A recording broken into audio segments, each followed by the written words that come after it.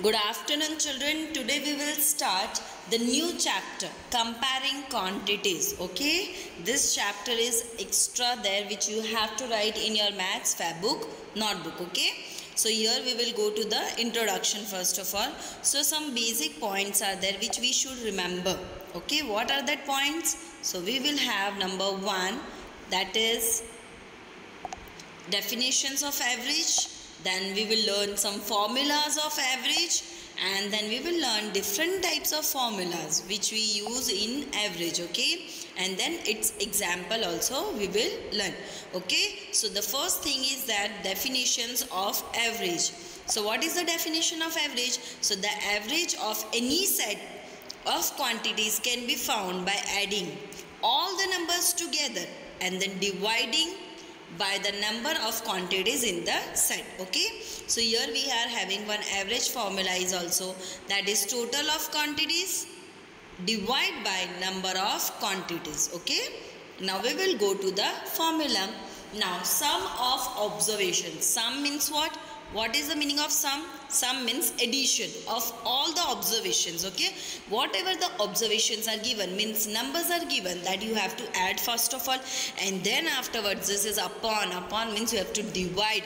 Now with whom you will divide? So number of observation means how many observations you have done, how many numbers you have kept. So we will count 1 2 3 means total numbers whatever there, that with the help of that you will divide. Okay, now we will go to the next thing. Average can be calculated when the same quantities we are having. Example, if I want to do find out the average of height. So I want all the heights of the children.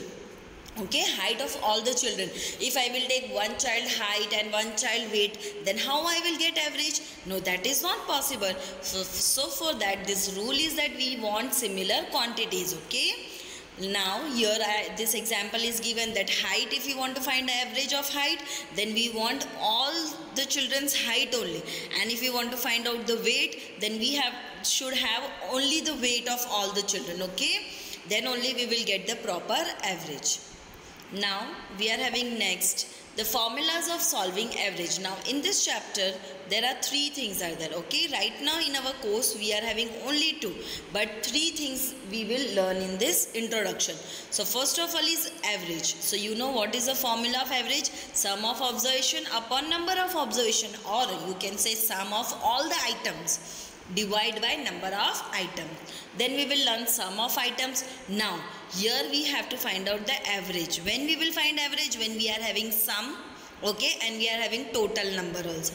But if we don't have, here already average is given and number of item is given, so you have to find out sum of items. Then you need this formula, that sum of item equals to average multiplied by number of items. Okay, and one more thing is there. Now here total is given and average is given, and you have to find out number of item. So for that, what formula you will use? You will use number of items equals to total divide by average. Now I think might be you understood or not. So let's do with the examples. Okay, when we will do with the help of example, then you will understand better. Okay, so first of all I will explain you average. Now the question is find the average of 5, 7, 6, 8, 4, 9. Now how to find average? First of all these things. So first thing, you will do sum of all the given numbers. You have to add this all numbers. 5 plus 7 plus 6 plus 8 plus 4 plus 9. So what is the total? So total is 39. Okay. Now we will find out number of events. How many there? So you have to count, like this is 1, then 2, then 3, 4, 5 and 6. Total 6 we are having. Okay, now both the things we will divide. Okay, so average of numbers equals to 39 upon 6. Now here we will do cancellation. Okay, in 3 tables comes. So 3 2s are 6 and 3 1s are 3, 3 3s are 9. So we will get 13 upon 2. Now this also we will divide. So we will get 6.5. Okay. Now you understood average, how to find out. So by these things, by this method we can find out our average. Now we will go to the next formula. Okay, what was the next formula? So here we will read the question.